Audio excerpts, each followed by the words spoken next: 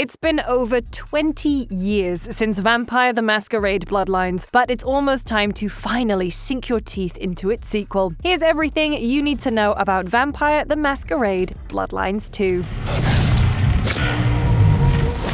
Bloodlines 2 is a choice-driven first-person action RPG built within the same world as the World of Darkness tabletop game series. Kinda like how Baldur's Gate 3 is a video game built within the framework of Dungeons & Dragons, and Cyberpunk 2077 is based on Cyberpunk. Oh, and it's also a noir detective story. You play an elder vampire in modern-day Seattle named Fire, who finds themselves at the forefront of a three-way war between the various clans who all want a bite out of the city. If that's not enough, a vampire detective named Fabian has taken residence in your mind, hence the noir detective part. You've been asleep for a few dozen years, so luckily he can show you the ropes to 21st century life. You both need to work together to A. Unravel a murder mystery that threatens to upset the peace, B. Figure out how he got in your head in the first place, and C. How to get him the hell out. Over the course of the game, there'll be some sequences where you will, of course, play as Fabian.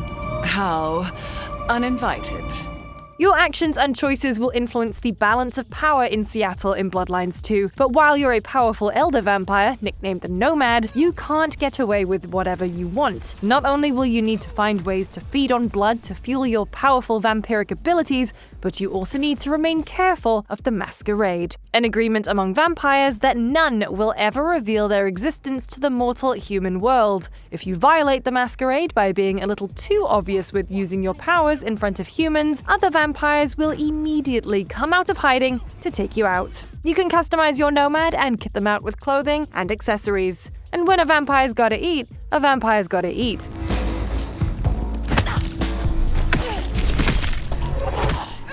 But in the case of Bloodlines 2, blood is also the thing that allows you to use your vampiric talents. Luckily, Seattle is full of walking blood bags to snack on. You'll also be able to hunt specific NPCs that give you a maximum resonance effect. Now, resonance is a new feature being introduced in the game, and this can add additional effects depending on the emotional state of the victim at the time they are fed on. This acts as a secondary XP system that then activates resonance-specific buffs known as merits, and some of the resonances that have been revealed so far include Desire, Rage, Fear, Pain, and Delirium. The game features 6 clans, which not only act as backgrounds to provide different insights during conversations, but can also change your playstyle. Each clan offers different affinities. Some, like Tremere, are geared towards players who prefer blood magic, whereas others, like the Banu Hakim, have some abilities that might appeal more to stealth fans. And now let's talk about dialogue. This is an RPG after all. The developers have worked to make conversations dynamic and reactive. Not only will characters in Bloodlines 2 remember your previous interactions, but their current dispositions will also affect how they respond to you. There's a girl. Isn't there always? Figure it out, Fabian.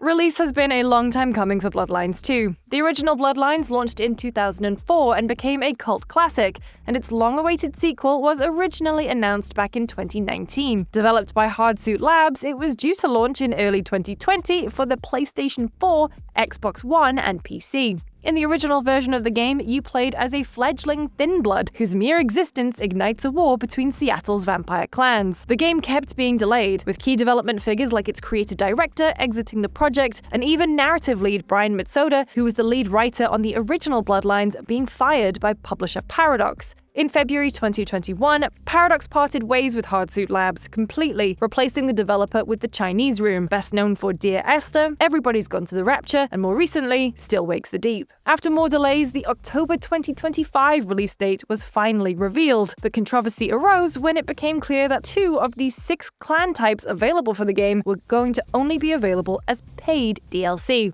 After fan backlash, this plan was walked back, and the La Sombra and Toreador clans are no longer paywalled.